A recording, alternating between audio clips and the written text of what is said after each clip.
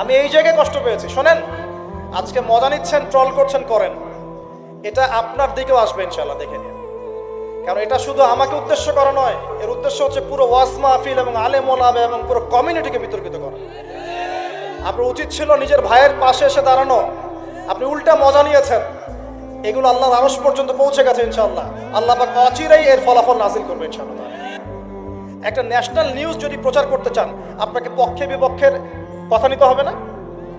একটা national news প্রচার করবেন, তাহলে বাদী বিবাদী উভয়ের কথা শুনতে হবে না?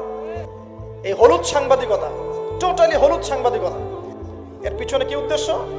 উদ্দেশ্য হচ্ছে 1 নাম্বার ওয়াজ মাহফিলকে বিতর্কিত করা, নাম্বার 1। 1 নাম্বার উদ্দেশ্য ওয়াজ মাহফিলের যে চলমান সিলসিলা বাংলার মাটিতে চলছে, এই চলমান সিলসিলাকে বিতর্কিত করা একটা প্রধান উদ্দেশ্য, 1 নাম্বার। 2 নাম্বার, ওয়াজ মাহফিলে যেসব বক্তাদের মাহফিলে বেশি মানুষ আসে, এই বক্তাদেরকে জাতির সামনে এই বিতর্কিত করে উপস্থাপন করা, 2 নাম্বার। 3 নাম্বার, আপনি যদি একজন বক্তা বা আলেমকে বিতর্কিত করতে চান, 2টা ইস্যু লাগবে আপনার। 1, নারী কেলেঙ্কারি, 2, অর্থের কেলেঙ্কারি। মারো খাওয়ার জন্য যদি আমরা মাহফিল করতাম, আজকে 10 তলা বাড়ি থাকতো। একদিনে চাইলে আমি 10টা মাহফিল করতে পারতাম।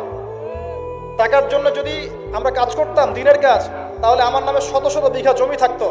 আমি আল্লাহর বান্দা, আল্লাহর জমিনে বেঁচে আছি কারাগারের জীবনে, আমার 100 কোনো জমি নাই পৃথিবীতে, 100 না, আল্লাহর কসম।